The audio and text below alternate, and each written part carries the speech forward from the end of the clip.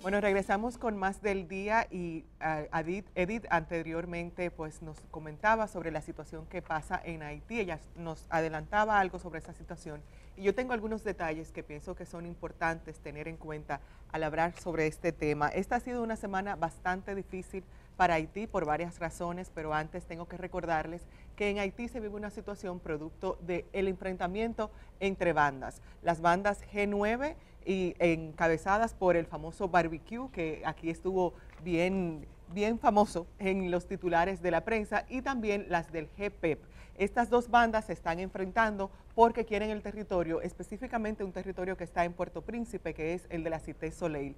No sé si recuerdan también que hace algunas semanas, pues yo les comentaba sobre la situación que se vive en Cité Soleil, que lleva a alcanzar en un fin de semana unos 300 muertos y también una cantidad enorme de heridos. Aquí vemos un video que fue justamente de esta semana. Esto fue de un tiroteo que hubo en la zona cercana al Palacio Presidencial de Haití. Esto es generalmente en Puerto Príncipe, una zona muy importante porque es la capital de ese país. Este tiroteo se produjo este tiroteo cercano también a una iglesia, y les voy a hablar de la iglesia porque además de tiroteos en Haití se vive una situación de incendios. El primer incendio que vimos en esta semana fue un incendio, por favor productora si puede volver conmigo para ver, bueno, el primer incendio que se produjo en esta semana fue de un tribunal de primera instancia. No es la primera vez que se quema una institución de esta importancia relacionada con la justicia, porque en junio también se quemó un palacio de justicia en otra localidad. Ahí vemos el incendio de Croix de Bouquets. Este es el tribunal de primera instancia de Croix de Bouquets. Así fue como quedó este tribunal. Hay que recordar que en un tribunal de primera instancia se tratan temas que tienen que ver mucho con la justicia, es decir, se reciben querellas y acusaciones y demás. También hay un video, productora, que habla sobre la explicación que hizo el comisario Roosevelt Samor en Haití. Él explicaba lo que pasó. Aquí vemos, si puede poner por favor el audio de este video. Él explicaba a una estación de radio lo que pasó en esta zona. En attendant que nous fait constat, les gars juge de paix, mais des gars très très considérables. Qui est exactement AXA produit? Nous ne pas connaître exactement les produits, puisque... Ahí lo que dice el comisario es que este incendio en este tribunal de primera instancia se debe a que la policía realizó una especie de operativo en la zona. Ahora bien, ¿qué pasa? Esta zona está controlada por bandas y las bandas en represalia a este operativo, pues lo que hicieron fue quemar este tribunal de primera instancia que vemos aquí a mi derecha. Quemaron el tribunal de primera instancia y el comisario decía que pues lo dejaron inoperante, no funciona el tribunal, y que también documentos muy importantes, por ejemplo, acusaciones y demás, se quemaron completamente. Es decir, que esto es un duro golpe a la justicia en Haití. También les comentaba al principio sobre lo que pasó en la iglesia. Esta iglesia es una iglesia que está provisional. Recuerden que en Haití hubo un terremoto en 2010 y la catedral de Haití fue destruida.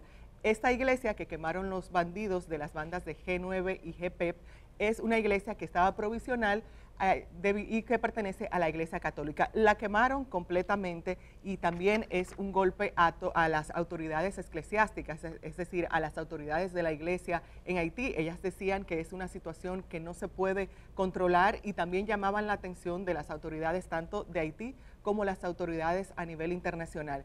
Y sobre las armas, por favor, productora, si puede poner el video que lanzó la Policía Nacional de Haití hace unas semanas. Aquí vemos cuando ellos fueron a unas incautaciones en un puerto y en ese momento incautaban unas 20,000 municiones y también unas 20 armas largas. También también en ese momento se hablaba sobre cargadores. Tenemos estas armas largas, específicamente eran armas automáticas. Y algo que ha hecho Haití, ayer lo vimos en las noticias también, fue llamar la atención específicamente de Estados Unidos.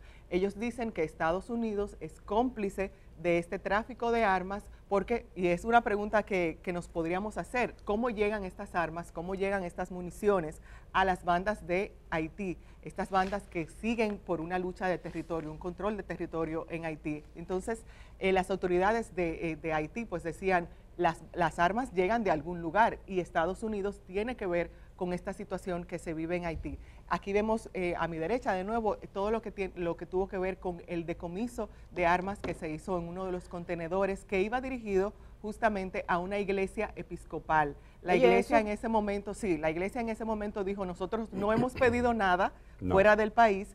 Entonces hay algún tipo de mafia, no solamente a nivel estatal, sino también a nivel internacional, que está pasando ahí. Es una situación muy difícil, Edith y Germán, que se vive en Haití, y hay que recordar, además de que es difícil para ese país porque involucra a civiles, a gente que no tiene nada que ver con lo que pasa en ese país. Incluso las universidades, la Universidad Estatal de Haití paralizó las clases, tenían exámenes esta semana y algo que decían las autoridades de la universidad era a cada momento recogemos balas del patio de nuestras universidades, pero en estas últimas semanas la cantidad de balas que hemos tenido que recoger ha sido enorme y por eso vamos a paralizar las clases.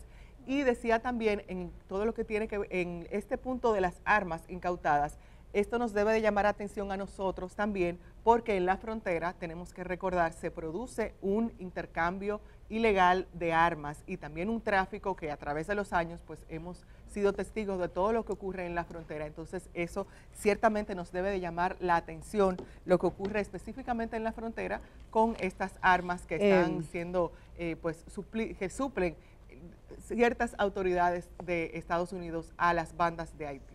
Tú sabes que, una de las preguntas, las bandas en Haití, que son decenas de bandas armadas, mucha gente podrá preguntar, ¿cómo consiguen estas armas? Si usted entra a la página o a la cuenta de la Policía Nacional de Haití, verá muchísimas fotografías de las últimas semanas de incautaciones de armas en puertos de Haití, por vía marítima, enviando armas a Haití. Proceden básicamente, como ya lo ha dicho Indira, de Estados Unidos. Entonces, ese es un tema para tomar muy en serio. Ha significado mucho derramamiento de sangre, se calcula casi unas 500 personas en apenas 2 semanas. Sí. Los reportes internacionales hablan de un gran conflicto, esa manifestación, esas quemas de lugares céntricos ya en la ciudad, habla del deterioro de la seguridad, que es un tema relevante. República Dominicana ha abogado por que la comunidad internacional haga aporte y ayude a Haití. Nadie está pensando en ese tema, nadie le parece importarle. No parece ser que sea una prioridad, las vidas allí no cuentan. Hemos visto que no hay una preocupación a veces. Alguna agencia internacional de prensa, como en los últimos días, saca algunos detalles, madres diciendo que le quemaron a sus hijos, gente que son asesinados de forma muy cruel y violenta, pero la provisión de armas, esa realidad que se está viviendo en este momento, es importante tomar en cuenta por los controles internacionales, o sea, quién desde fuera está alimentando, atizando y empujando este escenario de violencia. Y por supuesto para República Dominicana, que comparte frontera, es de vital relevancia tomar en cuenta y estar pendiente, y creo que además de la presión que se pueda hacer para la ayuda internacional, el tema de, ¿es esta la ayuda que están mandando a Haití? Ese es el propósito. ¿Quién está pensando qué es lo que están haciendo? La verdad que preocupa mucho, es un tema. Hay un intelectual latinoamericano que estuvo aquí en el país y él dijo que se le habían agotado las ideas para prever lo que va a pasar en los próximos días o en los próximos meses o en los años por venir en Haití. Nosotros vamos a ir a una pausa y decirles, ayer el presidente de la República, en un acto público, finalmente promulgó la ley de extinción de dominio. Las leyes son documentos, son acuerdos, son la base jurídica para las actuaciones. Después viene la actuación de la gente, el momento de la acción. Ha dicho el presidente que la idea es recuperar lo robado. Vamos a ver qué pasa con esta ley, pero no vamos a entrar muy de lleno. Hemos hablado bastante de la ley de extinción de dominio. Hoy quisimos echar un vistazo a los voluntariados, específicamente a los hospitales del país. ¿Cómo han funcionado? ¿Cuál ha sido su historia? ¿Y qué podemos esperar a la luz de los nuevos voluntariados que ha creado el Poder Ejecutivo? Vamos a ir a la pausa. Cuando regresemos, ya el exdirector de SENASA, Chanel Mateo Rosa, está aquí. También tenemos al doctor Rodríguez Monegro, quien entrará desde Moca. Hacemos el cambio y regresamos. Cuando un presidente llega a ser presidente de la República con esa inversión presupuestaria de más de 2.000 millones de pesos, ¿qué hace? Que llega hipotecado. El último que estuvo allá me dijo, vine a negociar. Le vamos a dar una casa con un solar por su propiedad. Oye, eso.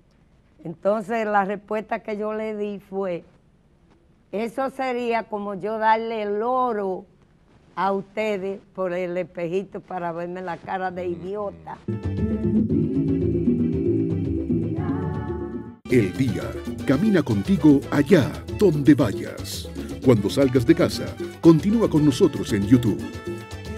El Día, 25 años de buen periodismo.